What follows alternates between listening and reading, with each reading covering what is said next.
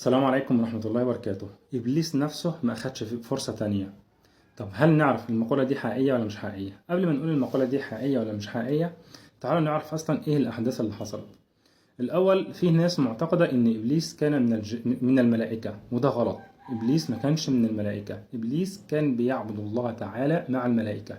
إبليس كان من الجن بدليل قول الله تعالى في سورة الكهف: إلا إبليس كان من الجن ففسق عن أمر ربه. يبقى إبليس ما كانش من الملائكة، إبليس هو شيطان لوحده كده مخلوق من النار. الدليل الثاني هنيجي دلوقتي كده. ربنا سبحانه وتعالى لما أمر الملائكة أو جموع الملائكة إن هم يسجدوا لآدم، أولا الملائكة دولت ما همش يعني واحد ولا اتنين، لا ده دول مليارات الملائكة. لأن إحنا عندنا يعني البيت المعمور في السماء كل يوم بيدخله 70,000 ملك مش بيخرجوا منه تاني. فالملائكة أعدادهم ضخمة جدا.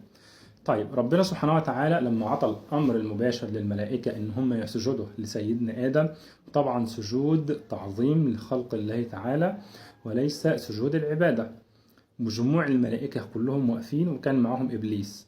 الملائكة كلهم ما سجدوش مرة واحدة، لا، أول ملك سجد خالص كان سيدنا إسرافيل عليه السلام. علشان كده ربنا سبحانه وتعالى كرمه بأن كتب القرآن الكريم على جبينه. يبقى أول ملك سجد خالص كان سيدنا إسرافيل، ثم تبعته الملائكة سجود. تخيل إن أنت موجود في مكان ومليارات الملائكة موجودين قدامك وبيسجدوا تباعا كده. هنا بقى إبليس لما شاف مليارات الملائكة، يعني والله أعلم يعني الرقم أكيد أكتر من المليارات كمان، لما شاف جموع الملائكة بتسجد تباعا كده هو ما سجدش، لا فضل واقف مكانه كده. طيب هل بقى إن ربنا سبحانه وتعالى جه كده وطرده من رحمته على طول، ولا أقام الحجة عليه الأول وسمع منه الدليل الأول؟ وده عدل ربنا سبحانه وتعالى إن هو يقيم الحجة عليك ويسمع منك الدليل الأول. هنا ربنا سبحانه وتعالى لما سأل إبليس يعني يا إبليس لما لا تسجد إذ أمرتك، فهنا إبليس قال له يا رب أنا خير منه. ده أول حاجة، دي أول حجة. يعني إيه إبليس يحتج بها على نفسه، لأن حاشا لله إن حد يحتج على ربنا سبحانه وتعالى. تاني حاجة احتج بها على نفسه: خلقتني من نار وخلقته من طين. هنا بقى يعني إبليس قفل الموضوع تماما كده. طبعا هو شاف جموع الملائكة اللي هو المليارات زي ما احنا بنقولنا، طبعا هو أخذ الأمر المباشر من ربنا سبحانه وتعالى مش على لسان نبي أو رسول، ولكن برضك عصى ربنا سبحانه وتعالى. فهنا ربنا سبحانه وتعالى طرده من رحمته. يوم إبليس يسكت بقى ويعني طرد من رحمة ربنا خلاص، لا يا رب ده أنا هغويهم كلهم وهزين لهم وهدخلهم النار كلهم. هنا ربنا سبحانه وتعالى قال له من تبعك منهم. وفيه طبعا فريق من المؤمنين المخلصين أو المخلصين دولت محدش فيهم هيمشي ورا كلامك ولا هينتبه لك إطلاقا. يبقى احنا كده عرفنا ايه الموقف اللي حصل من إبليس. تعال بقى نشوف الموقف اللي حصل لسيدنا آدم. سيدنا آدم كان في الجنة هو وزوجته وبس، هم فردين اتنين بس. لما ربنا سبحانه وتعالى أمرهم إن هم ما ياكلوش من الشجرة، طبعا يعني إيه بغواية إبليس لهم والضلال ليهم كده، يعني إبليس يعني ظل إن هو يضلهم كثير وكثير كده. الاتنين عملوا إيه؟ أكلوا من الشجرة. طيب هنا موقف سيدنا آدم بعد ما أكل من الشجرة عمل إيه؟ يعني فضل يعني زي ما يكون ماشي في الجنة كده وبيخبي نفسه.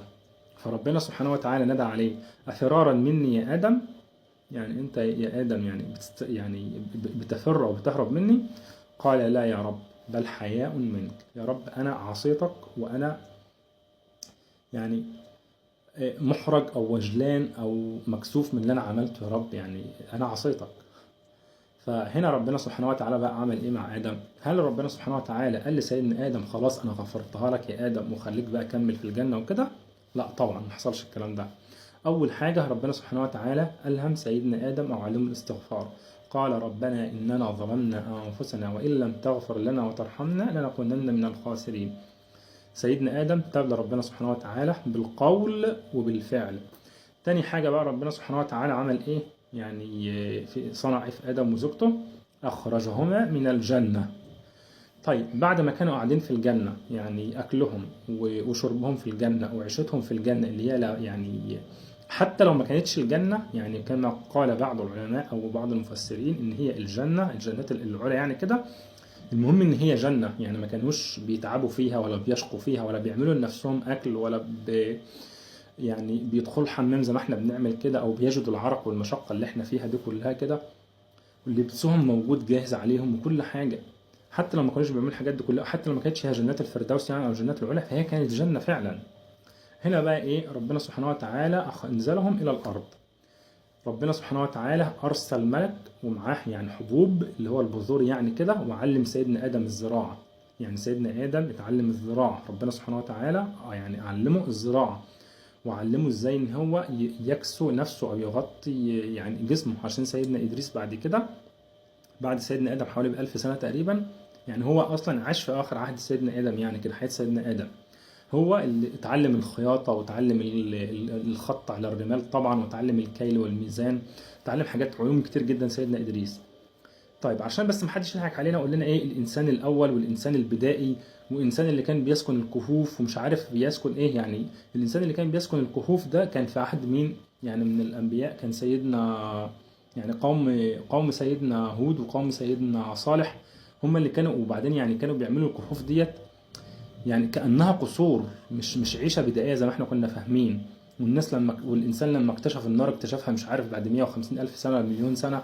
ده كلام كله كلام تحريف. ربنا سبحانه وتعالى لما أنزل سيدنا آدم الأرض علمه كل حاجة، علمه المعيشة من أول يعني ألف لباء لياء زي ما احنا بنقول يعني كده.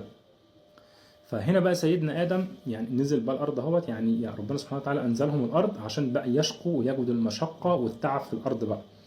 هنا سيدنا آدم طبعا بكى على خطيئته كتير جدا، وبعدين بقى اتعلم الزراعة وشاف بقى ووجد ما يجده الإنسان من المشقة والتعب اللي احنا زي ما احنا بنشوفها دلوقتي كده. طبعا بقى اتعرض لمحنة ان قتل ابنه، وتعرض لمحن كتير جدا وابتلاءات في الأرض كان هو في غنى عنها. فإذا ربنا سبحانه وتعالى يعني غفور رحيم. انا مش عارف يعني في مسلسل بيعرض دلوقتي حاليا كده اللي هو ايه، يعني حوار بيدور بين الشيطان وبين واحد، فبقول له اذا كان ابليس نفسه ما خدش فرصة تانية، لا ابليس اخد الاف الفرص. ابليس لو كان تاب لربنا سبحانه وتعالى كان ربنا سبحانه وتعالى تاب عليه، لكن ابليس هو اللي ما عطاش لنفسه الفرصة. ابليس هو اللي يعني يقصد او يزعم ان هو بيحج ربنا سبحانه وتعالى، وحاشا لله ان حد فينا يحتج او يعني يقوم الحجة على ربنا سبحانه وتعالى. ربنا خلقنا واعلم بينا. فيا جماعة ما تنصعوش وراء يعني الخرافات الفلسفية والكلام الأهبل اللي بيودي ولا بيجيب ده. يعني أنا مش عارف الكاتب اللي كتب حاجة زي كده ده جابها منين، أو جاب دليله ده إزاي، يعني إن إبليس ما خدش فرصة تانية. إبليس ظل يعبد ربنا سبحانه وتعالى فترة طويلة جدا، فترة طويلة جدا. ولما الملائكة أخذوه أسير للسماء كان بيعبد ربنا سبحانه وتعالى في السماء مع الملائكة. يعني لكن سيدنا آدم يعني على طول جت يعني ما أخدش نفس يعني الحياة الطويلة اللي إبليس عبد بها ربنا سبحانه وتعالى. وفي الآخر يجي إبليس يقول لربنا سبحانه وتعالى أنا خير منه، خلقتني من نار وخلقته من طين. لا طب ما الملائكة كانت تقدر تقول لربنا يا رب أنت خلقتنا من النور. وبعدين يعني شوف الواقع حصلت إزاي، زي ما إحنا دلوقتي كده نكون موجودين مثلا 10 أصحاب مع بعض في سكن، 9 مننا بيصلوا، بيروحوا يصلوا وقت الصلاة ملتزمين، واحد ما بيصليش.